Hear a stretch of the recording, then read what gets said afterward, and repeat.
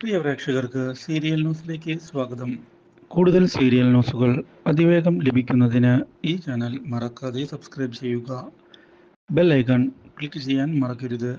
Do like, share and subscribe. ശ്രുതിയെ തിരികെ വീട്ടിലേക്ക് പറഞ്ഞുവിടുന്നതിന് വേണ്ടിയുള്ള നീക്കങ്ങൾ സച്ചിയുടെ ഭാഗത്തു നിന്ന് ഉണ്ടായതിനെ തുടർന്ന് ഒടുവിൽ ശ്രുതിക്ക് അത് അനുസരിക്കേണ്ട അവസ്ഥ വന്നെത്തിയിരിക്കുകയാണ്.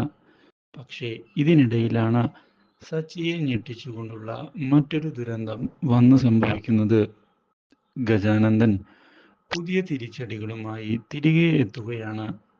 സച്ചി തന്നെ തല്ലിയതിനുള്ള തിരിച്ചടി രേവതിക്ക് കൊടുക്കണം എന്നുള്ള തീരുമാനവുമായി എത്തുന്ന ഗജാനന്ദൻ ഇതേ തുടർന്ന് നമ്മുടെ രേവതിയെ ഉപദ്രവിക്കുകയാണ്. എന്നാൽ ഈ കാര്യം ഇതേ തുടർന്നാണ് സച്ചി അറിയാൻ ഇടയാകുന്നത്. ഇതു രേവതിയെ കാണുന്നതിനായി സച്ചി കുതിച്ചെത്തുകയും കാര്യങ്ങൾ ചോദിക്കുകയും ചെയ്യുന്നു.